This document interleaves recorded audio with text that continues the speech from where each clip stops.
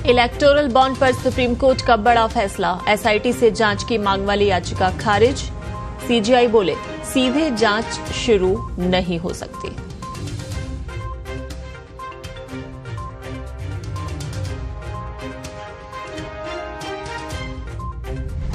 वायनाड में 100 से ज्यादा घर बनाएगी कांग्रेस। पीड़ितों से मिलने के बाद राहुल गांधी का बड़ा ऐलान। वहीं लैंडस्लाइड से मौतों का आंकड़ा 300 पार। रेस्क्यू ऑपरेशन जारी। मनु भाकर महा हैट्रिक के करीब। विमेंस 25 मीटर पिस्टल के फाइनल में बनाई जगह। आज मुकाबला।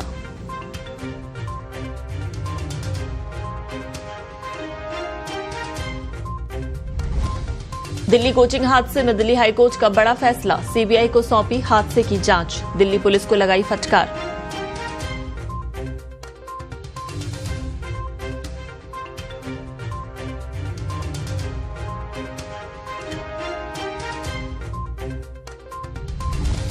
राजस्थान में मौसम विभाग ने जारी किया तेज बारिश का अलर्ट। अगले 24 घंटों के दौरान अजमेर, बीकानेर, जोधपुर संभाग में मूसलाधार बारिश की संभावना।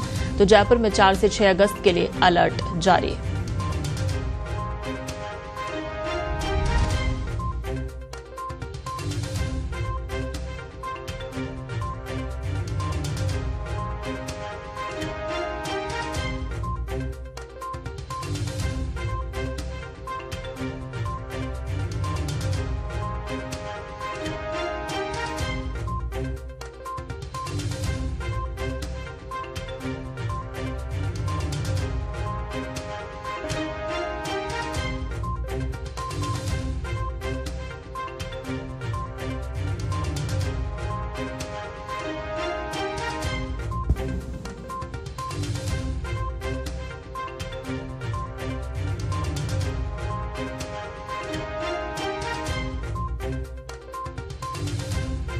पेरिस ओलंपिक 2024 में जो मनु भाकर से पदकों की हैट्रिक की उम्मीद है, क्योंकि मनु 25 मीटर पिस्टल के फाइनल में पहुंच गई हैं और आज पदक के लिए उतरेंगी।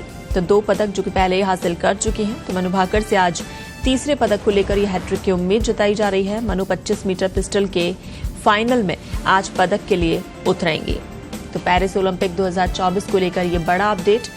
आज भी देश की निगाहें मनु भाकर पर टिकी हैं। पदकों की हैट्रिक की उम्मीद लगाए बैठे हैं सब, क्योंकि 25 मीटर पिस्टल के फाइनल में है मनु भाकर आज, और आज वो पदक के लिए खेलेंगी।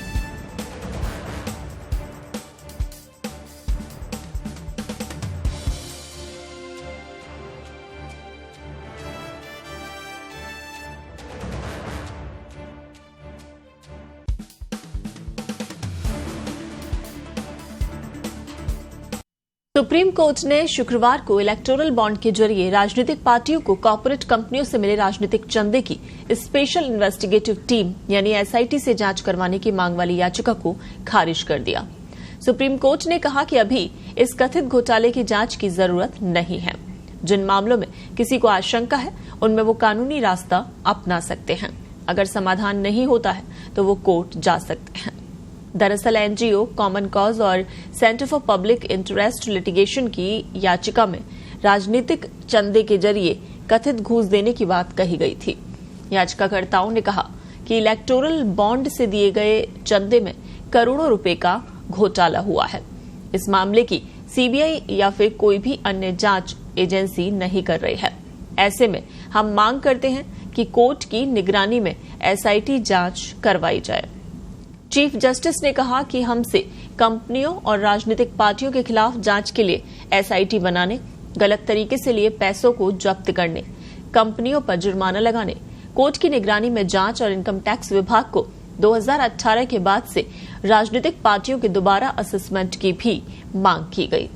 वकीलों ने बताया कि हमारे पिछले आदेश के बाद सार्वजनिक हुए इलेक्टोरल बॉन्ड के आंकड़ों में राजनीतिक पार्टियों की सरकार से फायदा लेने के लिए कंपनियों की तरफ से चंदा देने की बात सामने आई है।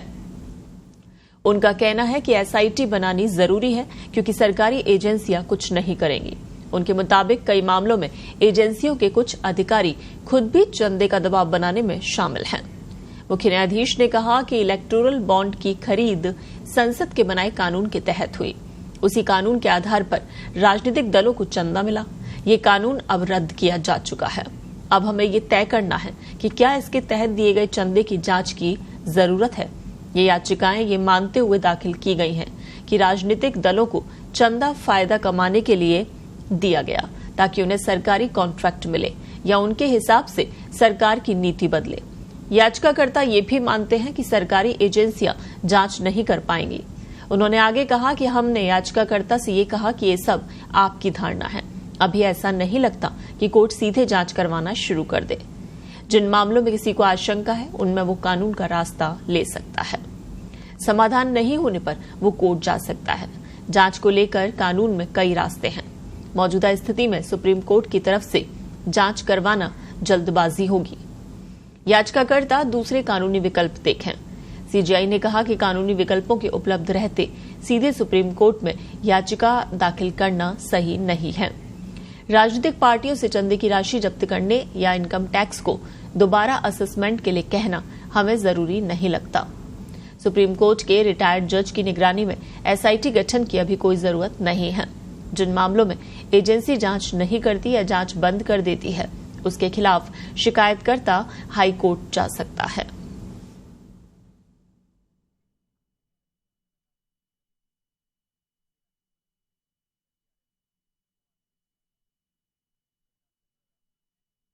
केरल के वायनाड में लैंडस्लाइड हुए 4 दिन बीत चुके हैं, लेकिन मलबों से शवों का निकलना लगातार जारी है। इस हादसे पर अब तक 308 लोगों की मौत हो चुकी है। हालांकि रेस्क्यू में जुटे बचाव कर्मियों को अब तक 195 शव ही मिले हैं और बाकी लोगों की मौत की पुष्टि उनके बॉडी पार्ट से की गई है। यानी 105 लोगों के शव का कोई न कोई हिस्सा बरामद हुआ है, जिससे उनकी मौत कन्फर्म हुई है। इसी बीच कांग्रेस लैंडस्लाइड पीड़ितों के लिए 100 से ज्यादा घर बनाकर देगी। लोकसभा में विपक्ष के नेता और कांग्रेस सांसद राहुल गांधी और प्रियंका गांधी वाड्रा वायनाड के दौरे पर रहे। अपने दौरे के दूसरे दिन राहुल गांधी ने कहा कि ये एक भयानक त्रासदी है, हम उनकी मदद करने के लिए यहाँ आए हैं। राहुल गांधी ने कहा कि वायनाड पीड़ितों के लिए कांग्रेस 100 घर बनाएगी। वायनाड में सेना, नेवी और एयरफोर्स के साथ बचाव कर्मियों की 40 टीमें लोगों के रेस्क्यू में जुटे हुए हैं। रेस्क्यू ऑपरेशन को प्रभावी बनाने के लिए सर्च क्षेत्र को 6 अलग अलग भागों में बांटा गया। तीनों सेनाओं के अलावा एनडीआरएफ, डीएसजी और एमईजी की संयुक्त टीम खोजी अभियान में लगी हुई है। हर टीम के साथ 3 स्थानीय लोग और एक वन विभाग का कर्मचारी भी शामिल किया गया। इसके अलावा चालियार नदी के आसपास के 8 पुलिस स्टेशनों के पुलिस वाले और तैराकी में माहिर लोग भी खोज करने जा रहे हैं। इसके अलावा हेलीकॉप्टर्स के जरिए भी सर्च ऑपरेशन चलाया जा रहा है। तटरक्षक और नौसेना के साथ वन विभाग के कर्मचारी उन जगहों पर भी खोज करने जा रहे हैं जहां शवों के बहकर आने की संभावना है। सेना ने हादसे के बाद जो वैली ब्रिज बनाया है, इससे 25 एम्बुलेंस मुंडकई पहुंचाई जाएंगे। वायनाड में पहली लैंडस्लाइड जो कि 30 जुलाई की सुबह तड़के करीब 2 बजे हुई। इसके बाद सुबह करीब 4:10 पर फिर एक बार लैंडस्लाइड हुई। इसके साथ ही तीसरी बार फिर लैंडस्लाइड हुई।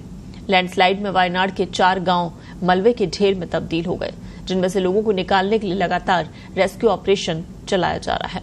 रेस्क्यू ऑपरेशन की प्रगति के साथ मरने वालों का आंकड़ा भी लगातार बढ़ता जा रहा है।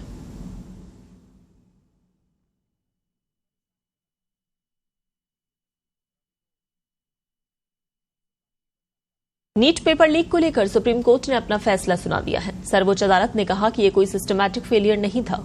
पेपर लीक का असर हजारीबाग और पटना तक सीमित रहा। इसके साथ ही दोबारा परीक्षा की मांग भी खारिज कर दी गई। एनटीए को अब आगे ध्यान रखना चाहिए। सुप्रीम कोर्ट ने कहा है कि नीट यूजी परीक्षा में सिस्टमैटिक ब्रीच नहीं हुआ है, यानी कि इस परीक्षा में सिलसिलेवार गड़बड़ियां नहीं मिली हैं। पेपर केवल 2 सेंटर पटना और हजारीबाग में लीक हुआ।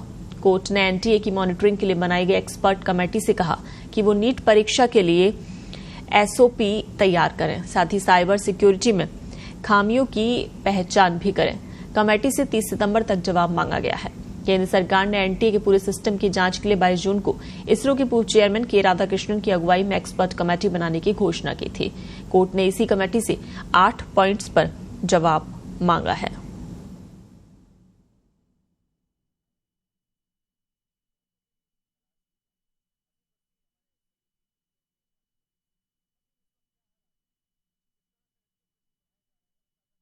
दिल्ली के ओल्ड राजेंद्र नगर कोचिंग हादसे मामले की जांच हाईकोर्ट ने सीबीआई को सौंप दी। दिल्ली हाईकोर्ट के कार्यवाहक मुख्य न्यायाधीश मनमोहन और जस्टिस तुषार राव गेडेला की बेंच ने कहा कि मामले की गंभीरता को देखते हुए हम जांच सीबीआई को ट्रांसफर कर रहे हैं।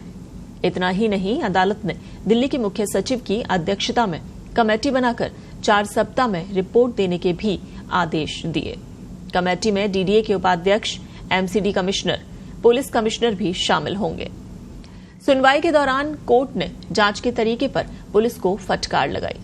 जज ने दिल्ली पुलिस के वकील से कहा, गनीमत है कि आपने बेसमेंट में घुसने के लिए बारिश के पानी का चालान नहीं काटा। पूरा मामला आपराधिक लापरवाही का है। जिम्मेदारों को ढूंढिए। आपने कीमती समय बर्बाद किया। फाइल नहीं जब्त किए, हो सकता है कि अब तक उन्हें बदल दिया गया हो। क्या इस तरह से जांच होती है? दिल्ली हाईकोर्ट ने कहा, सब एक दूसरे के पाले में गेंद डालते रहते हैं, एक साथ मिलकर लोगों के लिए काम नहीं करते। एमसीडी कमिश्नर सुनिश्चित करें कि सभी नाले साफ हों। अगर उन पर अतिक्रमण है तो उसे हटाया जाए। एमसीडी अपने कर्तव्य निभा नहीं पा रही। ऐसा लगता है कि एमसीडी को भंग कर देने की जरूरत है। दिल्ली की सिविक एजेंसियों के पास काम के लिए फंड ही नहीं। दिल्ली में नागरिक सुविधाओं का पूरा ढांचा पुराना हो चुका है। आपको बता दें, दिल्ली के ओल्ड राजेंद्र नगर में पिछले हफ्ते शनिवार को राव कोचिंग सेंटर के बेसमेंट में पानी भर जाने से 3 छात्रों की मौत हो गई थी। इसके बाद एनजीओ कुटुंब और अमरीक सिंह बब्बर ने निष्पक्ष जांच की मांग करते हुए दिल्ली हाईकोर्ट में याचिका दाखिल की। याचिकाकर्ता ने रिटायर्ड जज की निगरानी में दिल्ली में हुए अवैध निर्माण की जांच की मांग रखी। सुनवाई के दौरान दिल्ली नगर निगम के वकील ने कहा कि दिल्ली पुलिस जांच कर रही है, हम अभी कार्रवाई नहीं कर सकते। वहीं पुलिस के वकील ने कहा कि हमारी जांच का दायरा सीमित है, इनकी किसी कार्रवाई में हमारे चलते कोई बाधा नहीं हो रही। इसके बाद जज ने कहा कि अगर वो ड्रेन बंद है तो जिन अधिकारियों की इस बारे में जिम्मेदारी है उन पर कार्रवाई होनी चाहिए। इस पर एमसीडी कमिश्नर ने कहा कि बड़ा काफी हद तक नाला बंद था, उसे जुड़ने वाले छोटे नाले भी सही तरीके से नहीं जुड़े थे। इसके बाद जज ने कहा कि इन चीजों की निगरानी रखना ही तो अधिकारियों का काम है। पुलिस की कार्रवाई को भूल जाइए, आपका विभाग उन पर क्या कार्रवाई कर रहा है, इसे ठीक करने में कितने पैसे लगेंगे। इस पर कमिश्नर ने कहा कि 2 करोड़। फिर जज ने कहा कि इतना छोटा काम और ये भी नहीं हुआ, आपको अपने अधिकारियों पर कार्रवाई करनी चाहिए। हमने इस तरह के मामलों में पहले भी कुछ आदेश दिए हैं, कोई उनका पालन नहीं कर रहा। अब उस बिल्डिंग पर आते हैं। हम इंजीनियर नहीं है, लेकिन समझते हैं कि ऐसे निर्माण को अनुमति नहीं मिल सकती। आपके जेई और एई ने कैसे उसे बनने दिया? स्टोरेज के लिए बनी बेसमेंट में लाइब्रेरी कैसे चल रही थी? क्या इस पहलू की जांच हुई? दिल्ली फायर सर्विस की 1 जुलाई की रिपोर्ट में ये जगह स्टोरेज थी। क्या 26 दिन में सब बदल गया?